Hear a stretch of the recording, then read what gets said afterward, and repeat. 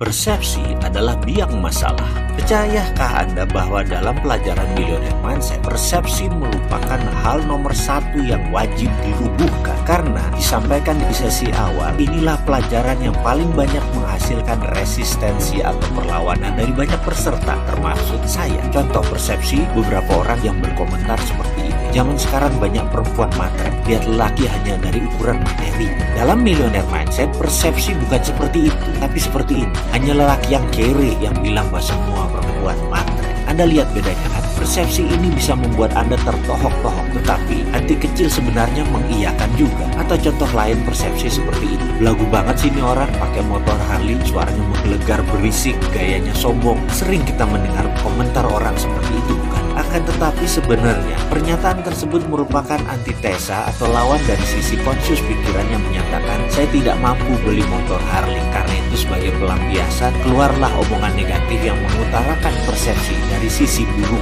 Di awal-awal sesi semua diacak-acak. Ya, otak kita rasanya seperti dibolak-balik. Ini merupakan suatu hal yang membuat tidak nyaman. Tetapi dalam pikiran hati kecil kita rasanya seperti ada yang nyeletuk. Iya juga sih, karena sudah ada kesepakatan di antara sesama peserta dan fasilitator yang mengajarkan bahwa mereka akan menggunakan bahasa langsung. Mau tidak mau persepsi tersinggung. Harga diri, gengsi, atau ilmu, atau apapun yang dipegang sebagai kebenaran versi diri peserta harus ditanggalkan, harus ditinggalkan. Sama seperti sahabat yang mendengar atau menonton video ini, Anda harus berani meninggalkan apapun yang Anda pegang saat ini demi pelajaran baru yang akan kita dapat bersama video ini. Pasalnya, membawa persepsi lama akan membuat Anda menjadi seperti Anda sekarang. Jadi, di dalam video ini, kalimat dan kata-kata direct akan menjadi senjata percepatan pembelajaran. Contohnya ketika saya dijadikan subjek tanya jawab, Mr. Mardigu,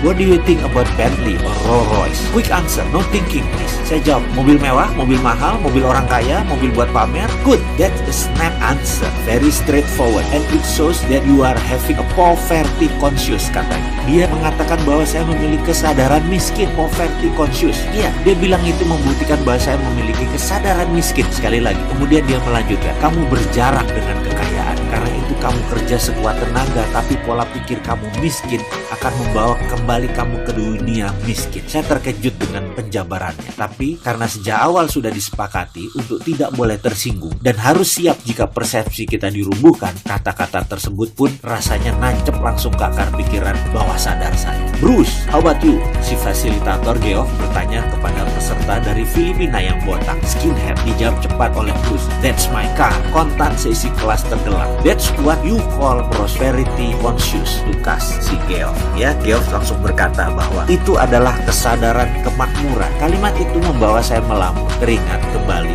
suatu masa ketika saya sedang berdialog dengan Ketut Mas Agung, anak ketiga dari keluarga Mas Agung.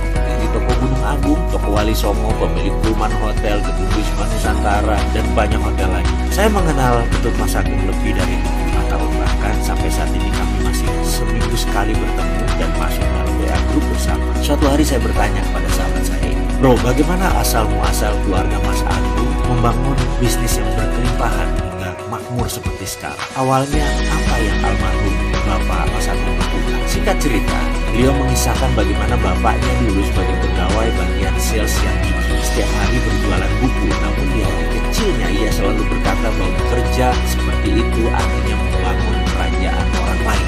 Ini ada batas. Pemikiran itu pun memenuhi isi kepalanya setiap saat. Dia ingin membuka usahanya sendiri, membangun kerajaannya sendiri. Kemudian ada satu rumah di Jalan Kuitang nomor 10 yang setiap hari selalu dia lewat. Dia selalu menghayal andai dia bisa memiliki rumah kemudian menjadikan tempat untuk memulai usahanya. Rumah itu dimiliki sepasang suami istri warga negara Belanda, dan suatu hari mereka sekeluarga harus meninggalkan Indonesia karena sejak perjanjian Linggarjati ditandatangani, Belanda harus angkat kaki dari Indonesia. Akhirnya keluarga pemilik rumah di Jalan Kuitang pun memasang iklan di koran dengan harga yang sangat murah, akan tetapi tidak ada peminat. Kemudian mereka memasang informasi di depan rumah dengan harga yang lebih murah lagi, juga tidak ada yang peminat. Sampai suatu hari sang istri berkata kepada suaminya, sayang sekali kita meninggalkan aset di negeri orang seperti ini. Bagaimana kalau kita tawarkan kepada orang yang lewat? Saya perhatikan ada seorang anak muda berwajah oriental setiap hari lewat, dan dari raut mukanya sepertinya dia orang yang berdedikasi, rajin kerja, pandai, siapa tahu dia berminat, Pak. Anak muda yang dimaksud istrinya tak lain adalah Mas Agung. Maka suatu hari ketika Mas Agung lewat, dipanggil dia dan ditawarkan rumah tersebut. Tentu saja tawaran tersebut disambut antusias oleh Mas Agung. Sayang,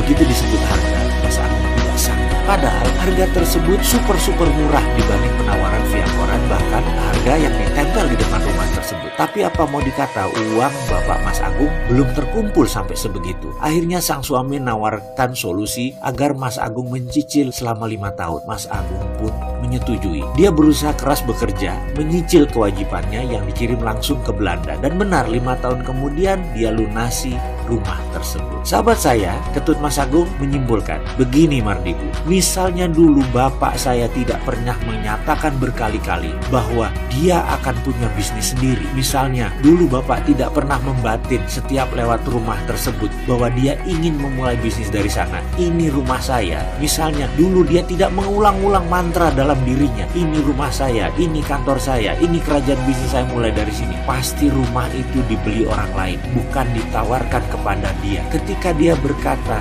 tidak mampu, pasti sepemilik rumah akan mencari pembeli yang mampu, bukan menawarkan solusi menyicil kepada dia. Iya, intinya adalah percaya sebelum terjadi, pasti akan terjadi. Dan hal ini rupanya diwariskan kepada ketiga anak-anak.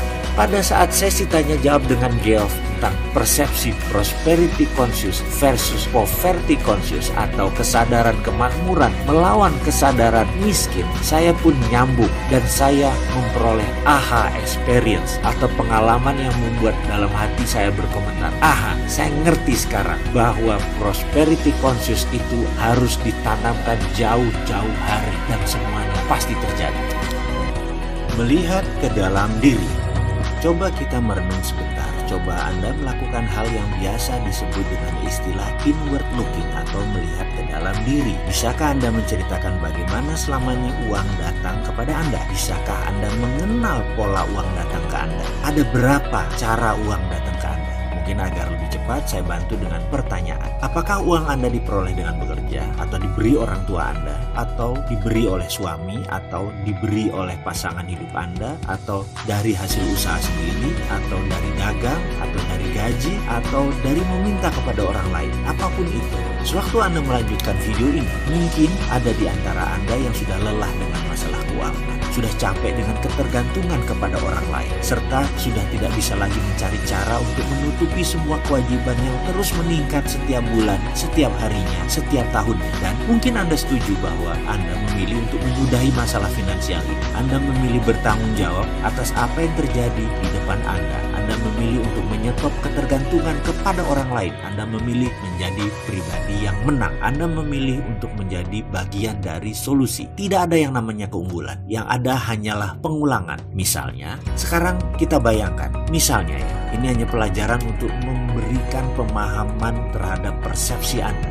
Bayangkan ada seorang perempuan cantik berdiri di dekat halte, dekat jembatan Semanggi di Jalan Jenderal Sudirman. Waktu menunjukkan pukul 12 tengah malam. Perempuan cantik dengan tinggi semampai berkulit putih tersebut berpakaian rapi, sesekali melihat jam di tangan kanan. Ada beberapa orang berdiri bersamanya, tapi perempuan yang satu ini menarik perhatian karena kecantikan. Kalau dilihat sekilas, usianya tak lebih 25 tahun. Make up-nya tipis, kecantikan alaminya terpancar. Anggaplah Anda sedang mengendarai mobil dan Anda berjalan perlahan di depan halte tersebut. Kira-kira apa yang terbesit pertama kali dalam pikiran Anda tentang perempuan cantik berdiri di sisi kiri jalan yang disoroti jelas oleh lampu merkuri di dekat halte tersebut? Mungkin ada yang menebak, ini pasti cewek nakal sedang menjajakan diri. Atau ada juga yang menyatakan begini, mungkin perempuan ini baru pulang kerja shift malam dari hotel di Bilangan sekitar situ. Pokoknya macam-macam, pasti ada yang positif, ada yang negatif. Keduanya bergantung kepada template kepala kita masing-masing. Lantas, bagaimana template di kepala seorang tercipta? mengapa manusia satu dan lainnya berbeda? Karena perbedaan itulah output atau hasilnya berbeda-beda juga. Ada manusia yang sukses, ada yang biasa saja, ada yang gagal, dan ada lagi beragam hasil lainnya. Template jalannya pikiran atau mind map tercipta karena sesuatu yang berulang-ulang terjadi dalam perjalanan hidupnya. Misalnya seseorang yang membaca koran lampu merah, atau dulu ada namanya pos kota, atau isi berita yang selalu negatif. Walaupun berita-berita tersebut merupakan fakta, tetapi kalau setiap hari dijejali dengan berita maksiat, kriminal, bisa dibayangkan seperti apa template orang yang kira-kira selama 5 tahun kalau dia baca dan yang diperoleh adalah hal-hal seperti itu. Di sisi lain, apa yang terjadi jika seseorang membaca koran, majalah bisnis, buku self-improvement selama 5 tahun? Template seperti apa yang dia miliki? Jika sekiranya kedua orang tersebut berjalan bersama dalam mobil, lalu melihat fenomena wanita cantik tadi, apakah Anda menebak apa isi kepala masing-masing kedua orang itu? Bagaimana? Inginkah mengubah dasar pemikiran Anda? Dalam memutar roda, selalu ada yang memberatkan. Sama halnya dalam melakukan perubahan mindset ini. Maka, selain keyakinan-keyakinan lingkungan yang mempengaruhi, ada juga hal yang harus Anda jaga setelah melakukan perubahan. Jika ini tidak dijaga, Anda akan kembali lagi menjadi diri Anda yang lama. Sebagaimana Anda tahu, pandangan dan reaksi Anda terhadap kejadian dalam hidup ditentukan oleh dasar-dasar pemikiran Anda. Dasar pemikiran tersebut merupakan keyakinan-keyakinan, pendapat-pendapat, dan kesimpulan-kesimpulan yang Anda tarik sebagai masukan dari pengalaman Anda yang Anda terima sejak kecil. Hal-hal tersebut membentuk self-concept. Seberapa Anda yakin tentang diri Anda, inilah filosofi hidup Anda. Semakin kukuh dasar pemikiran tersebut, semakin yakin Anda dengan kebenarannya. Pada akhirnya, dasar inilah yang menjadi pengendali apapun yang Anda lakukan, yang Anda kerjakan, dan yang Anda rasakan. Jika Anda yakin Anda adalah orang yang penuh dengan talenta dan semangat, ramah, populer, sehat, serta memiliki kehidupan yang indah, dasar-dasar pemikiran ini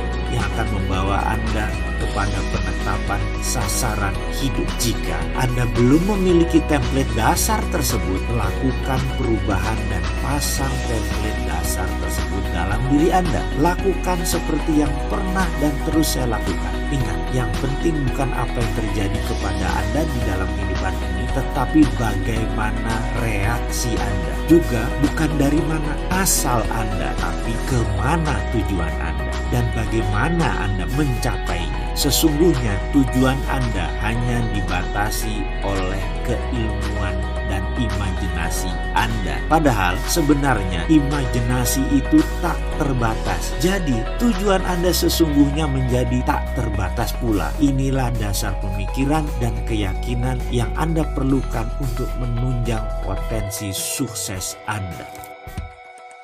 Dobrak mitos. Sayangnya, terdapat berbagai mitos yang kita dengar selama kita tumbuh menjadi dewasa. Mitos ini bisa menjadi penyabot harapan-harapan Anda dalam meraih sukses, di dalam meraih kebahagiaan, dan kepuasan di kemudian hari. Misalnya, Anda merasa sudah tua, Anda merasa ditakdirkan hidup susah, atau Anda merasa kurang pintar. Perasaan seperti ini adalah dasar pemikiran yang menimbulkan rasa rendah diri dan tidak mampu. Anda berasumsi bahwa orang lain lebih mampu, hanya karena Anda merasa saat ini mereka berprestasi lebih baik dari Anda. Perasaan rendah diri menetap jauh di lubuk self-concept. Dari mana ide-ide itu? Tentunya masa lalu Anda memberi sumbangan terbesar. Bisa didapat dari orang tua yang kurang paham mendidik anak. Bisa didapat dari lingkungan. Misalnya Anda sering diabaikan, kurang mendapatkan perhatian, kurang mendapatkan kepercayaan. Sehingga mereka mulai membentuk keyakinan pada diri Anda bahwa Anda kurang mampu. Itu mitos. Itu tidak benar. Sudahi sekarang juga. Mulailah berbicara hal yang positif tentang Anda dengan hati riang dan lakukan berulang-ulang. Kata-kata yang paling berpengaruh dalam kosakata Anda adalah kata-kata yang biasa Anda katakan kepada diri sendiri. Kemudian Anda yakini kebenarannya. Dialog dengan diri merupakan penentu 95%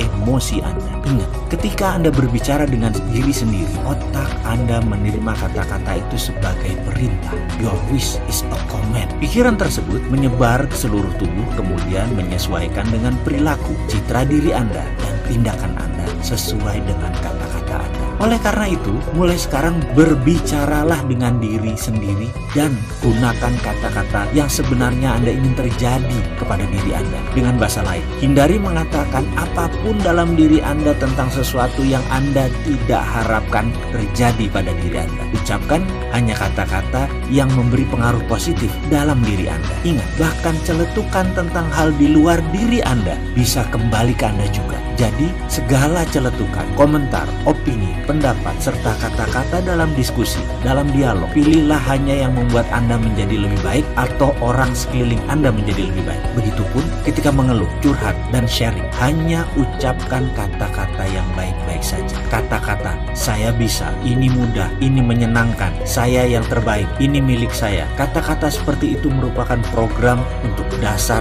membentuk self-concept Anda. Lakukan mulai sekarang. Anda patut mendapatkan yang terbaik. Mungkin Anda sering mendengarkan keluhan seperti kata-kata krisis moneter, krisis ekonomi, susah dapat uang, susah cari kerja, dunia memang keras, dan lain sebagainya. Atau mungkin ada semacam kritikan yang Anda terima pada masa lampau. Hal-hal seperti ini menciptakan mitos yang merugikan, yaitu munculnya kepercayaan bahwa Anda tidak berhak atas kesuksesan. Ini sering terjadi karena mereka yang hidup dari keluarga yang terbatas pengetahuannya, lingkungan yang marginal, kurang pendidikan. Jadi ada mitos yang dipercaya oleh lingkungan seperti bahwa orang miskin itu hidupnya penuh hikmah dan nilai luhur, sementara orang kaya penuh dengan dosa. Ada pula yang mengatakan banyak harta membuat beban di akhirat nanti. Juga kata-kata sudah takdir kita memang begini, atau kata-kata yang bernada menyalahkan pemerintah yang kurang mengurusi rakyatnya. Ini cukup aneh. Mengapa hal ini terjadi pada diri kita? Dipersalahkan ke orang lain. Seseorang yang memiliki kesadaran, self-concept kemakmuran yang tinggi, menunjuk keluar hanya yang positif, kemudian menunjuk ke dalam lebih positif lagi. Misalnya, dalam kehidupan Anda dibesarkan dengan keadaan negatif dan hanya ingat hal yang negatif. Tetapi ternyata Anda berhasil mengatasi masalah tersebut. Pikiran Anda harus tetap positif. Dan yang lebih penting lagi, perasaan Anda pun harus tetap happy dan positif. Anda pasti sukses. Saran saya, Anda tetap harus menata template dasar-dasar nilai yang telah terbentuk dalam diri kita, seperti sindiran, kritikan, atau kesinisan yang pernah Anda alami. Hilangkan dengan menata di lapisan terbawah. Benar, Anda bisa menutup dengan citra dan pelajaran di awal, dan sebaiknya Anda melakukan secara terus-menerus agar tidak muncul ke permukaan hal-hal yang negatif tersebut. Jika Anda sempat menyimak catatan perjalanan kehidupan masa lalu saya lelah hidup tersandung-sandung. Saya jalannya terantuk-antuk. Di sanalah saya mulai melakukan perenungan sekali lagi. Saya mendefinisi ulang pikiran saya. Saya mengulangi kata-kata positif lagi terhadap diri maupun keluar diri, terus-menerus hingga sekarang, dan semoga saja terus begitu di masa yang akan datang. Kini saya ubah nilai-nilai lama saya. Saya ingin mengerjakan hal-hal yang saya cintai bersama orang yang saya cintai, mendapat ridho ilahi, dan hasilnya tak terhingga.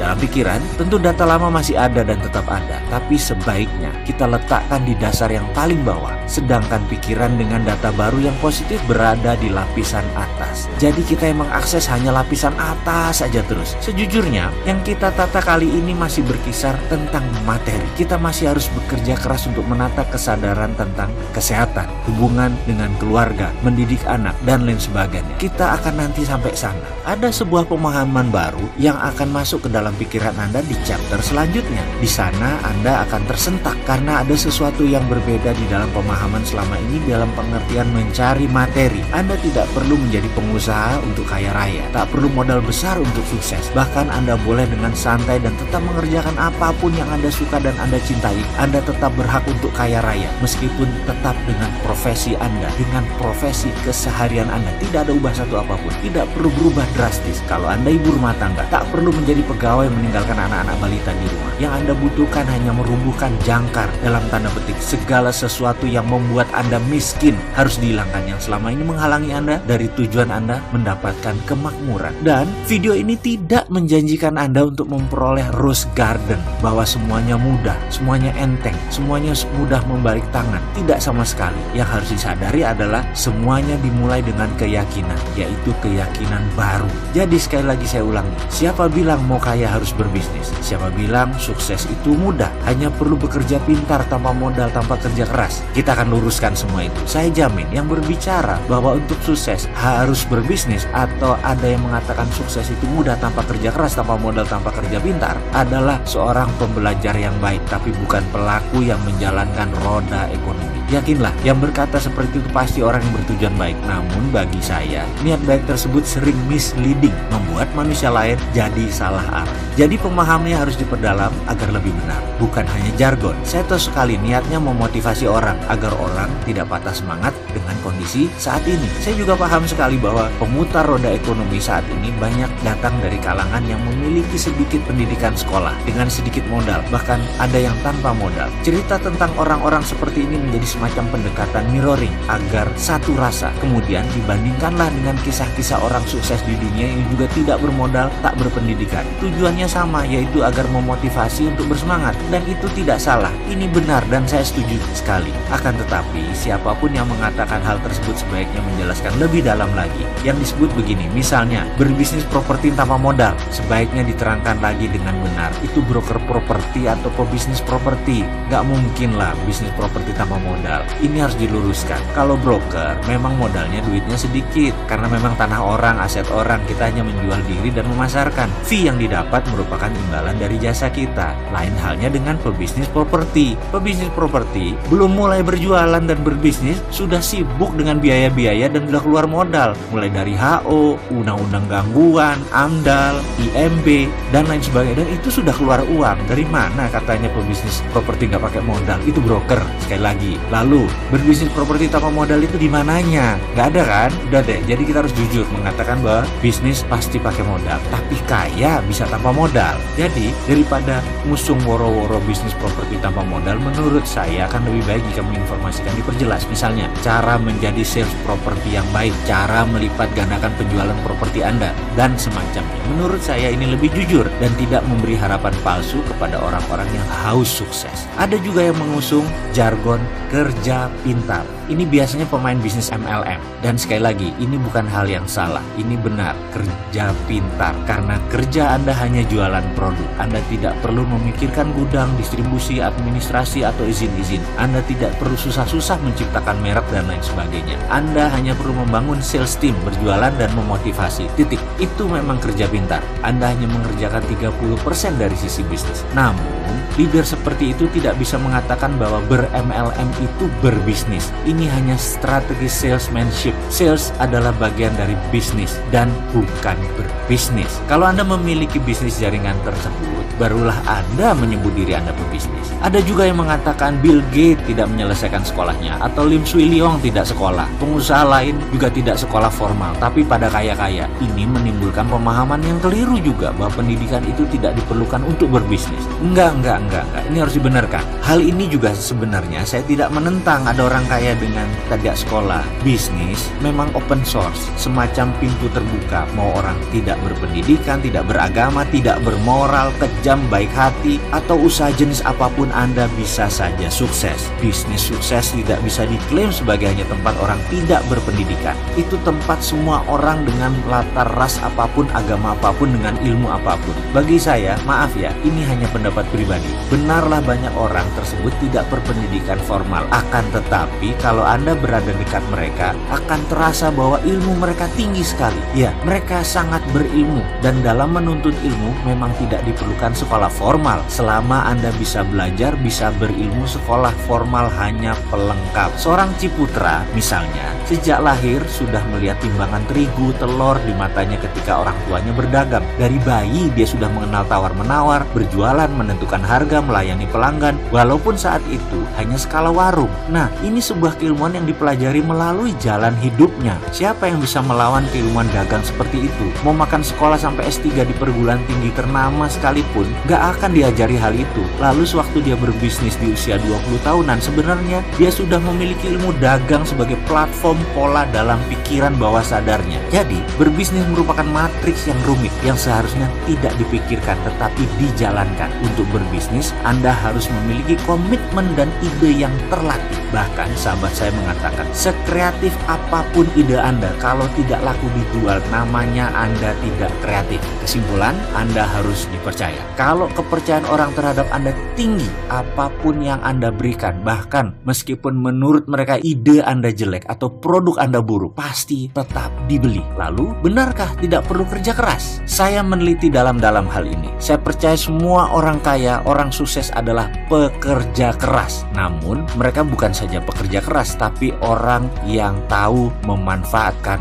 waktu. Mereka bekerja keras, iya, tapi begitu liburan, mereka benar-benar menikmati liburannya dan enjoy. Mereka pandai membagi waktu di antara kerja, di rumah, bersosialisasi. Kata-kata work hard, play hard bukan sekedar jargon. Mereka melakukan secara harafiah. Perilaku kerja yang pintar, membagi waktu, itulah sesungguhnya yang disebut kerja pintar. Mereka diinfokan hanya main golf atau selalu datang siang ke kantor. Sudah ada sistem yang mereka kerjakan karena sudah ada direktur yang mengerjakan. Itu merupakan produk tahunan kerja keras mereka. Ibaratnya orang menanam mangga selama 4 tahun panen, terus menghasilkan selama 25 tahun. Kalau dilihat 10 tahun, ya kelihatannya seperti orang yang santai. Namun kalau Anda melihat 4 tahun pertama hidupnya, mungkin Anda akan berkata beda. Mungkin Anda memandangnya sebagai seorang workaholic atau penggila kerja. Satu hal lagi, apakah untuk kaya atau sukses harus berbisnis? Nah, untuk hal ini saya sedikit berlawanan dengan banyak orang. Saya percaya untuk kaya atau sukses, Anda tidak perlu berbisnis. Dengan kalimat lain, untuk kaya ada ribuan cara. Berbisnis atau berwirausaha hanyalah salah satunya saja.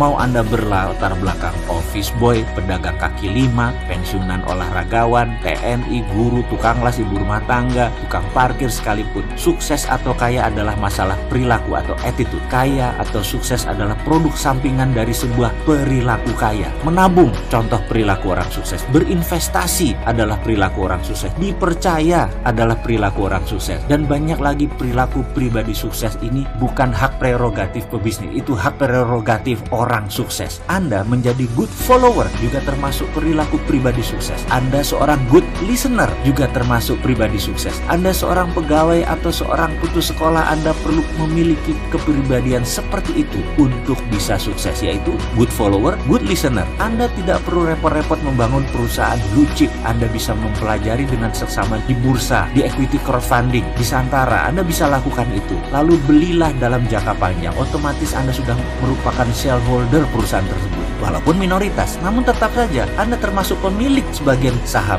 perusahaan tersebut. Misalnya, Anda tahu di masa sekarang bisnis retail akan naik. Melihat net income per kapita di Indonesia sudah 3.800 US dollar. Jadi, belilah saham Unilever. Lalu simpan selama 5 tahun. Dijamin kenaikannya pasti. Itulah berinvestasi. Bahkan ada yang unik nih. Sahabat-sahabat istri saya dan kelompoknya memiliki kebiasaan aneh. Setidaknya menurut saya, setiap bulan mereka arisan. Ya namanya juga ibu-ibu. Tapi ada yang aneh di kelompok ini. Setiap arisan isinya adalah perdebatan data dan informasi saham apa yang mereka akan beli bulan ini. Lalu siapa pemenangnya akan ambil uang tersebut di tahun depan. Misalnya masing-masing store 1 juta rupiah. Ada 12 peserta. Jadi setiap bulan ada saham yang dibeli senilai 12 juta yang akan dicairkan 1 tahun setelah diinvestasi. Misalnya dari hari kocokan tersebut, Ibu A mendapatkan pemenang arisan bulan itu. Kemudian dibelikan saham kelapa sawit, Astra, Argo Lestari. Lalu bulan depan 12 juta diinvestasikan ke saham Trada Marine Cargo. Itu diputuskan setelah mereka berdua-belas berdebat dan berdiskusi.